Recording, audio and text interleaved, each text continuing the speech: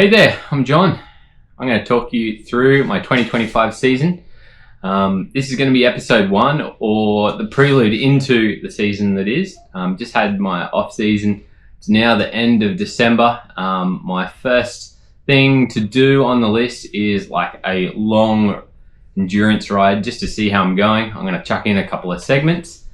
This particular time I've picked a 200 kilometre loop in the Southern Highlands just south of Sydney.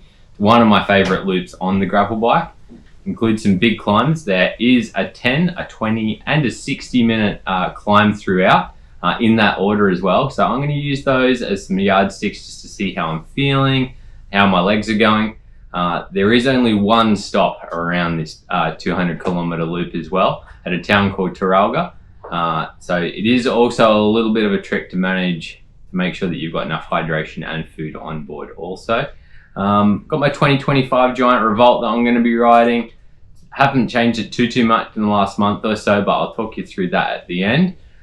Don't know how I'm going to go. I've had a pretty good off season. I've been doing some holidaying around. I've been over to work head office, which is Pure in Christchurch. Had a great time there for our Christmas party. So let's see what happens. Hopefully I survive.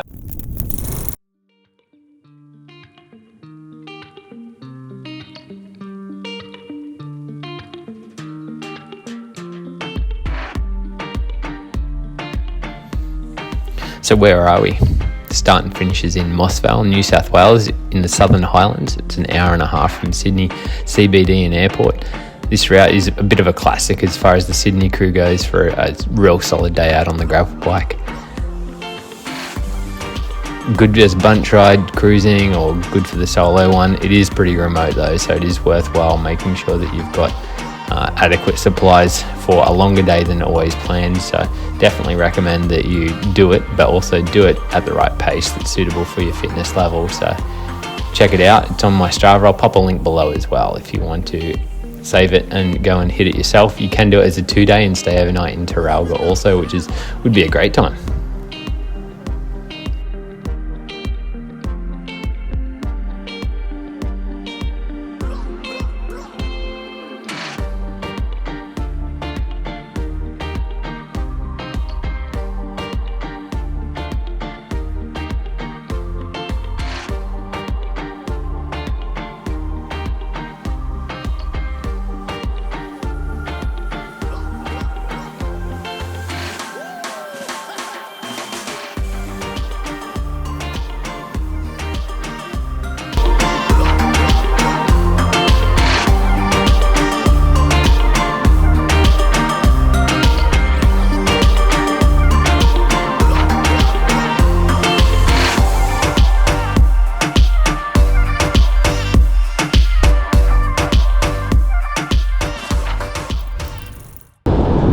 K's and 4,000 vertical. One stop midway. 3 bottles. 1 lunchbox. On the top tube, the Skin Grows Back Racing Transcend. Top tube bag's pretty good. Got Pure in the bottles today. Just normal electrolyte. A little bit of carbs. So aiming at a lowish 60 to 80 per hour. All the gels are in the top tube bag. Cheers.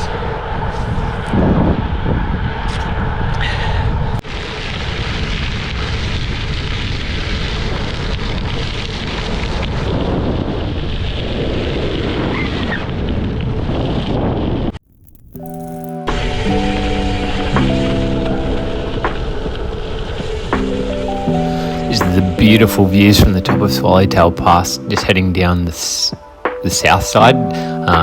It's about a 5+ minute descent. You can see by the trail here is actually quite rough. There's a lot of rocks and stuff like that, but it's pretty high speed as well. So focus is on just staying smooth and making sure you're not smashing any wheels on the rocks or anything like that. At the moment, I'm just also thinking about the climb segment, which is a 20-minute segment which starts at the bottom of this descent. Making sure that I've obviously had enough fuel in the way of gels and hydration before that. And there's no point in having it just as you're about to start it because it's not going to be absorbed quickly enough. The other thing with this specific segment, obviously ridden it a couple of times before, it's a very steep section out of, I suppose, the causeway across the bottom. Goes into a switchback fire road climb, and then it flattens out a little bit, even with a little bit of downhill, and then ends up on a reasonably, probably a 6 to 8% little tar finish for about the last 500 metres to a kilometre or so. Pacing it all the way out, holding a similar power the whole way up is pretty crucial to have a nice smooth effort, but also make sure that you don't bury yourself too badly and get the heart rate too high and have any spikes or anything like that. I'm just aiming to beat my previous time. At the top here, I think I've cracked it out about 2 minutes quicker than the previous best, which is nice. Numbers are not too bad, like good power, nice and smooth on the pedals the whole way up, which is good, and didn't sort of blow a gasket as far as heart rate goes either. Over the top, I'll pretty much just make sure that smash a little bit more nutrition down, another gel, a little bit more hydration, to make sure that I can keep on going at the same sort of pace into Teralga and then into the Wombean Caves and the final climb from Wallandilly River.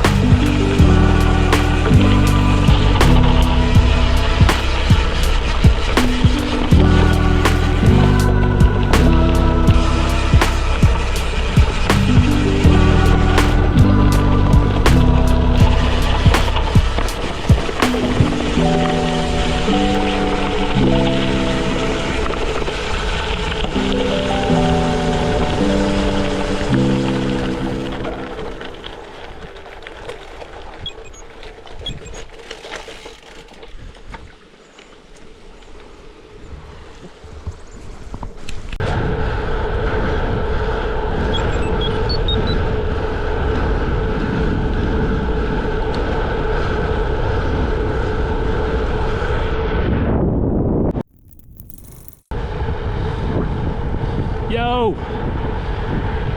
Just hit it up this full Swallowtail Pass, 20 minute. Popped the Big Bird comm. Sorry mate, please respond. Feeling good. Keeping the average just on 30 still, which is a good sign because it's mostly uphill for the first half, but only gradual. Second half down the Wombean Cave and Wallandilly River has the big climb, but it's mostly downhill actually, so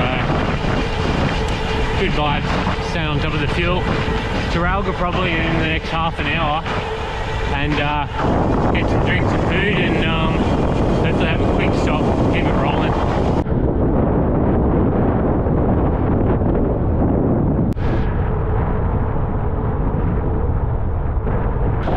Just hit the wind farm section, and unsurprisingly it's always a headwind. It's a headwind, but it's kind of a good thing because after we turn off the Teralga Road down towards Wombean Caves, we'll get a good tailwind there. So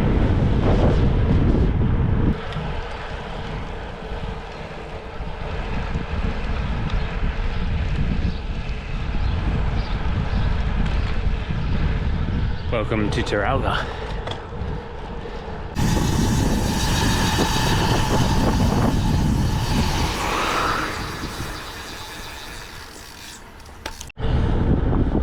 Nice quick stop in Teralga. Cafe was closed, so none of their awesome cakes, but grabbed a little drink, grabbed a Powerade. Still going.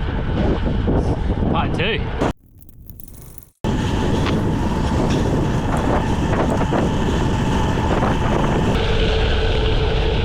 So what's a segment exactly? Well, for everyone who doesn't have Strava, segments are basically an elapsed time from a point A to a point B using GPS data.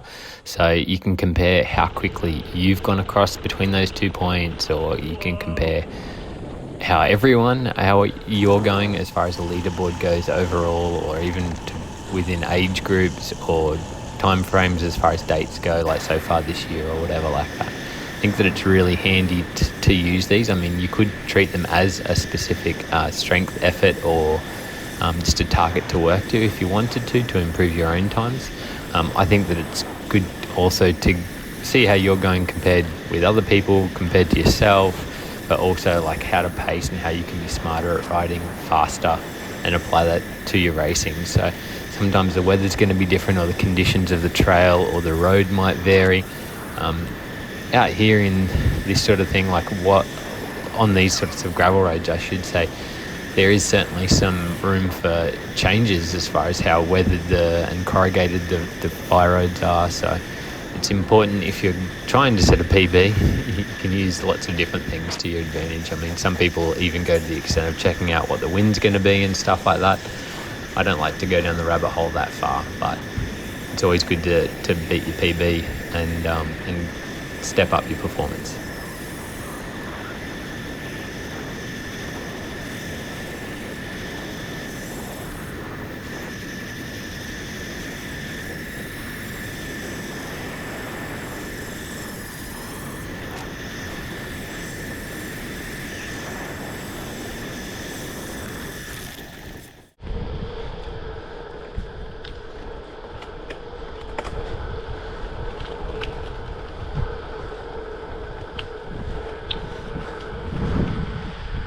Ombian Caves, lovely spot for a camp actually.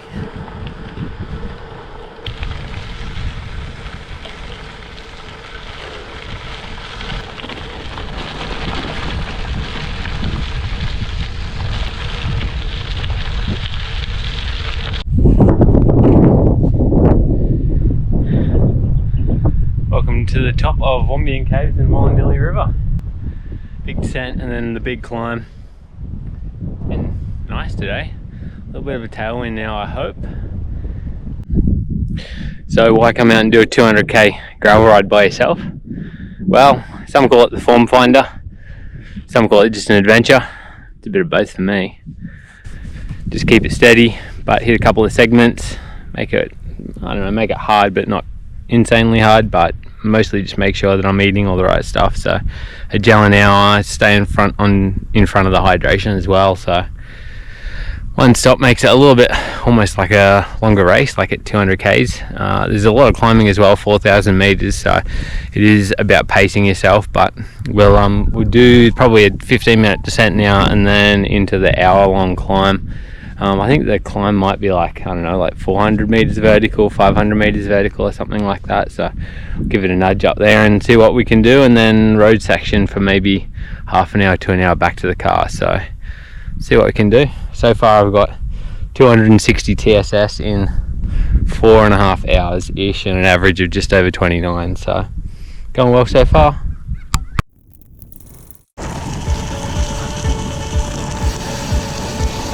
A bit more on just what a form finder is. So what we're trying to do is establish like a base level of fitness, so both in endurance and in power to a certain extent as well.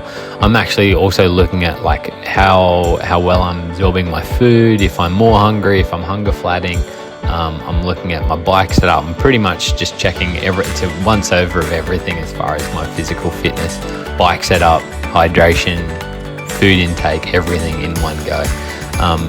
Really gives me a good point to have a feel as like where my limits are, where I need to work on. So with the 3 climbs that I've picked out in this ride, as well as obviously the endurance and duration of the ride, gives me an idea as far as if I'm going to need to work more on the shorter power or the longer power. Generally from my type of riding and what I'm doing, I'm pretty comfortable with the longer range efforts, say over more than about 10 minutes to an hour, but the shorter stuff is where I need to spend most of my time working on the accelerations and things like that.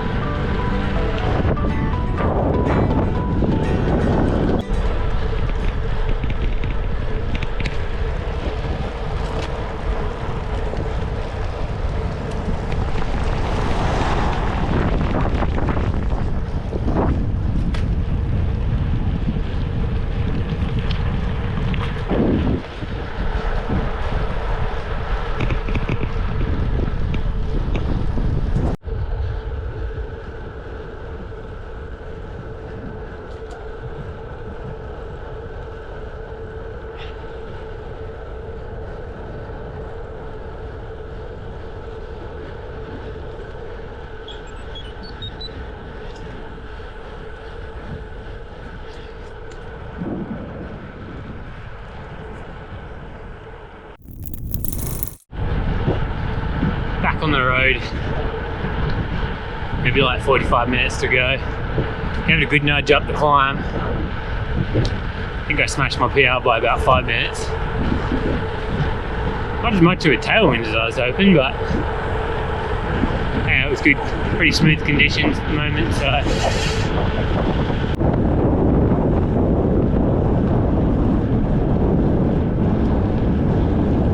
Okay, I guess that's it. The ride's over and done. I'd say the day's been a success. Managed to set some PRs on the 10 and 20 and 60-minute climbs. A couple of sneaky comms thrown in there throughout the ride as well. It was a hotter and a windier day than expected, but I think the outcome is good. I'm feeling pretty good. A little bit of work to do on the punchier stuff. I think that the diesel engine's working well at the moment.